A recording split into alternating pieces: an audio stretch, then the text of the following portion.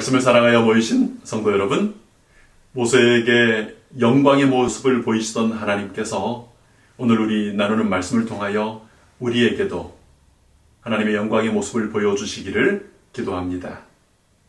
오늘 화요일 교과를 에바브라의 기도에서 나온 완전하고 확신 있게 서기를 제목으로 함께 연구하도록 하겠습니다.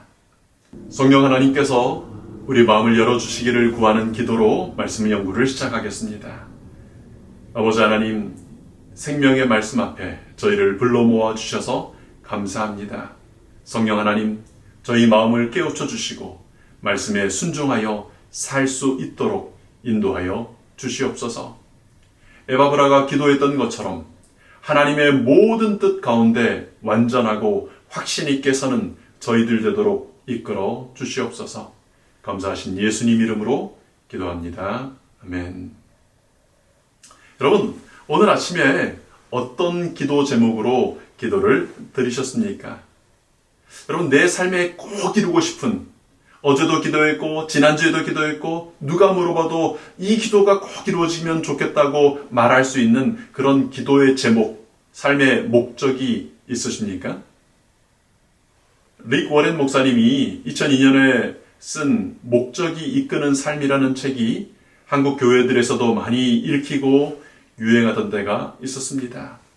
그 책을 쓰기 전에 먼저 집필했던 목적이 이끄는 교회라는 책과 함께 교회나 혹은 우리 개인의 삶에 있는 목적이 무엇인가를 생각하게 한 화두가 되는 그런 책들이었습니다.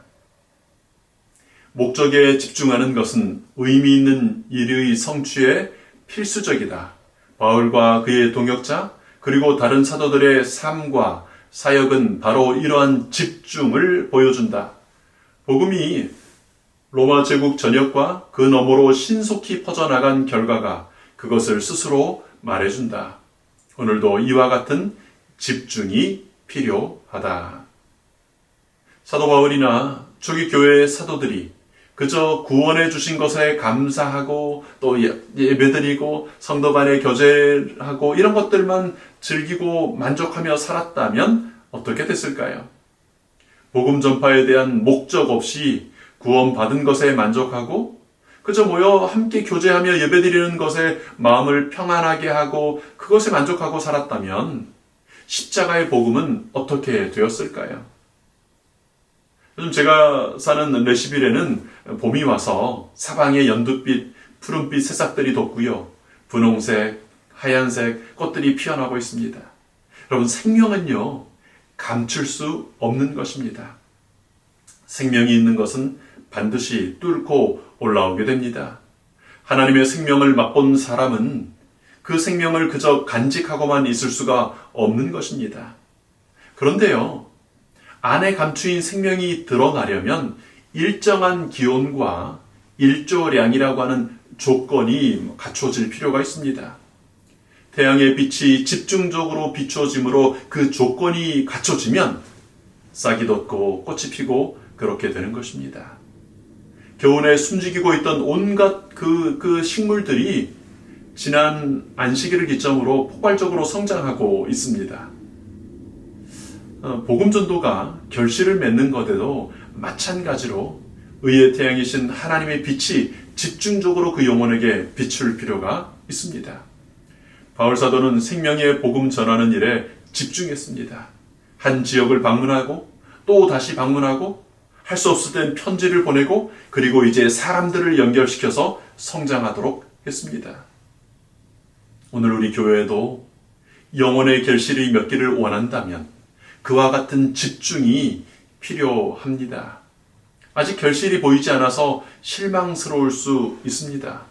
그러나 우리를 통하여 반사되어 비춰진 하나님의 사랑의 빛과 그 따스한 하나님의 사랑이 집중될 때 폭발적으로 성장하고 결실을 맺는 순간이 분명히 오게 됩니다.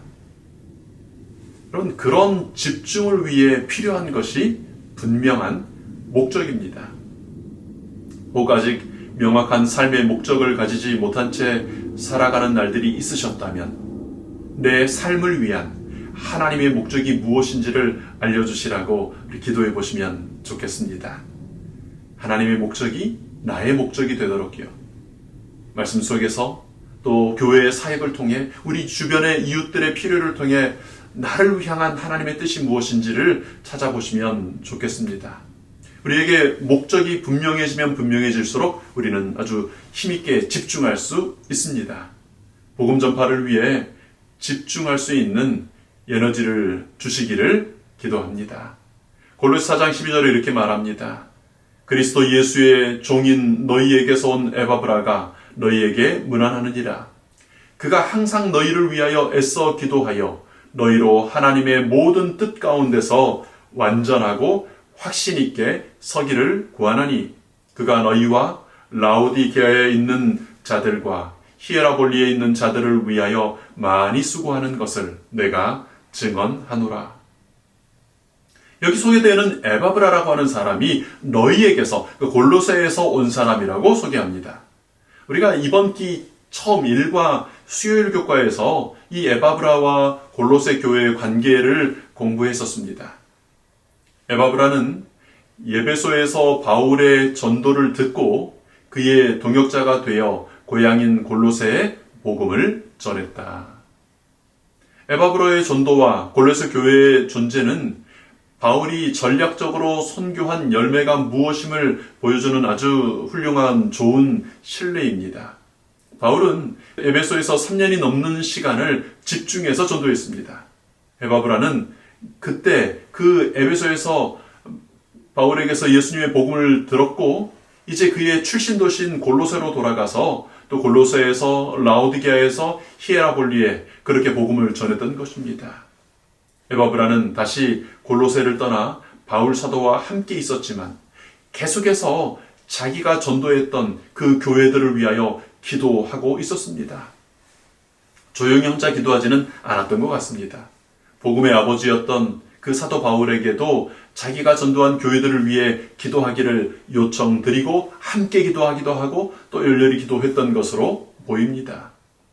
바울은 그가 항상 너희를 위하여 애써 기도하며 너희와 라오디게아와 히에라볼리에 있는 성도들을 위하여 많이 수고하는 것을 내가 증언할 수 있다고 이야기합니다. 여러분, 선교 현장에 있다 보면 늘 시급하고 중요한 일들, 아주 급한 일들이 넘칩니다. 그래서 때로는 지나온 교회, 떠난 교회 생각할 겨를이 없을 때가 많습니다.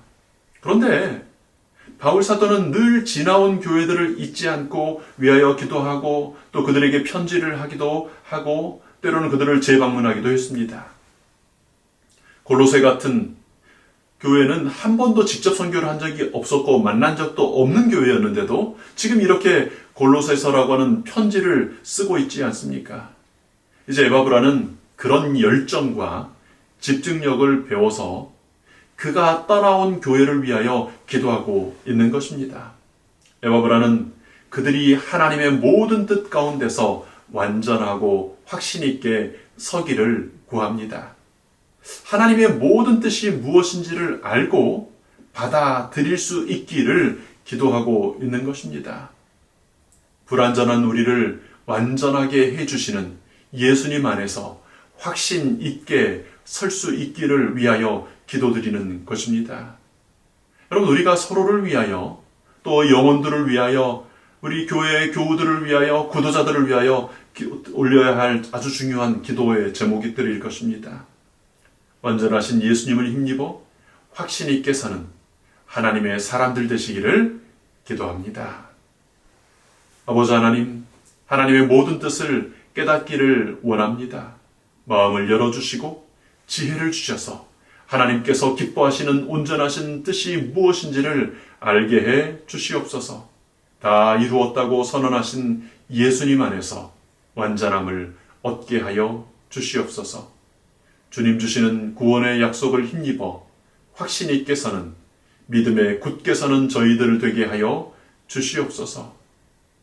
영혼 구원의 목적을 위하여 집중하여 복음을 전하고 위하여 기도하던 바울과 에바브라처럼 오늘 저희에게 맡기신 영혼들을 위해 일하며 기도하는 저희들 되기를 원합니다. 저희를 통해 하나님의 구원이 이루어지게 해 주시기를 예수님 이름으로 기도합니다. 아멘.